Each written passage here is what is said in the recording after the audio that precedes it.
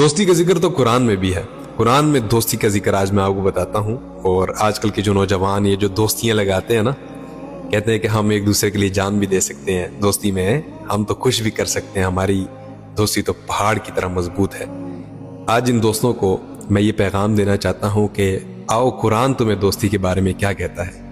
میں اس کے فائدے بھی بتاتا ہوں اور اس کے سائیڈ ایفیکٹ بھی بتاتا ہوں۔ سب سے پہلے سائیڈ ایفیکٹ قرآن میں جو آتا ہے، قرآن میں آتا ہے کہ قرآن کی آیت ہے یا ویلتا لیتنی لم اتخذ فلانا خلیلا، یعنی مرنے کے بعد ایک انسان یہ خواہش کرے گا، یہ آہ کرے گا، یہ پکار کرے گا کہ اے کاش کہ فلاں کو میں اپنا دوست نہ بناتا۔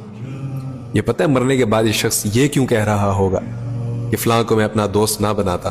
کیونکہ اس وقت وہ شخص جس عذاب کے اندر مبتلا ہوگا نا، وہ اپنے دوستوں کی وجہ سے مبتلا ہوگا۔ یعنی میں آپ کو ایک بات بتاؤں، یہ آیت مجھے وہاں یاد آئی ہے جب میں نے کچھ لوگوں کے سرکل کو دیکھا ہے کہ کچھ دوست ہیں آپس میں الٹے سیدھے کام کرتے ہیں، مل جل کر ہر فضول کام کرتے ہیں۔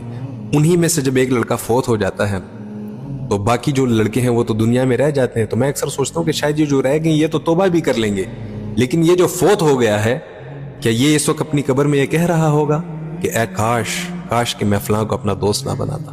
اللہ اکبر۔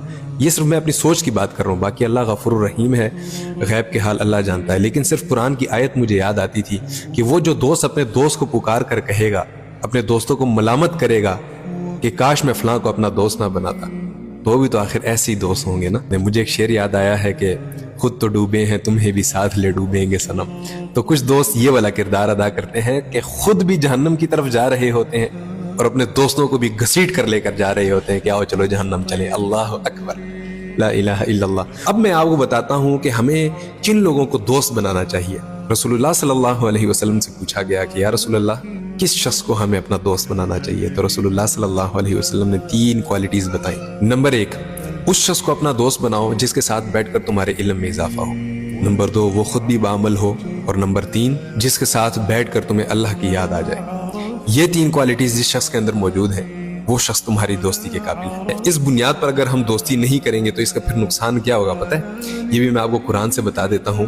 الاخلاء یومئذ بعضهم لبعض عدو الا المتقین۔ اللہ اکبر۔ اس میں آپ کو مفہوم بتا رہا ہوں اس آیت کا۔ جن کی دوستیاں اللہ اور اس کے رسول صلی اللہ علیہ وسلم کے رضا کے لیے تھی، وہ شخص اس دن بھی ملامت نہیں ہوگا، وہ شخص اس دن بھی کامیاب ہوگا، یعنی وہ دوست محشر میں بھی اس کے کام آئے گا۔